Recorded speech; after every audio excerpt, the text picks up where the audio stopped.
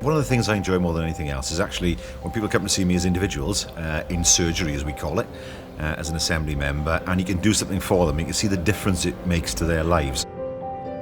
I was elected the leader of the Labour Party, and I'm very honoured to hold that position by the support of ordinary people all across the country. They came together in a spirit of optimism, no personal abuse, no personal slanging matches, just serious political ideas to improve the lives of ordinary people in Britain.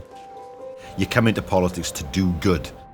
The best bits are when you can see things happening, when you see things making a real difference, when you see jobs coming in because of the hard slog you've put in trying to get those jobs in, when you see people getting operations in the health service, when you see kids getting the GCSEs that they need.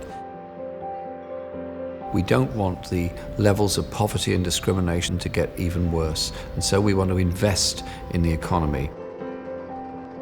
We need to create the jobs of the future by investing today. We need the green energy jobs of the future by investing now to give good jobs to young graduates and young trainees that have just come out of vocational courses to work in productive industries. We do that by investment in the economy. We don't achieve that by the Tory plan, which is basically to give tax breaks to the very richest and damage the interests of the very poorest by refusing to raise the minimum wage to a real living wage. We are more confident as a nation now than we ever have been. If you look at some industries, like creative industries, really booming in Wales, new jobs being created almost on a weekly basis.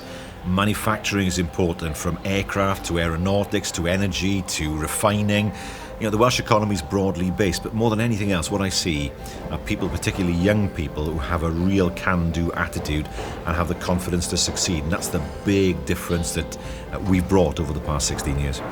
Tens of thousands of people have joined the Labour Party over the past few weeks. We're now the biggest membership we've almost ever been, and they've joined because they want to see a different Britain, they want fairness, they want justice, they want opportunities.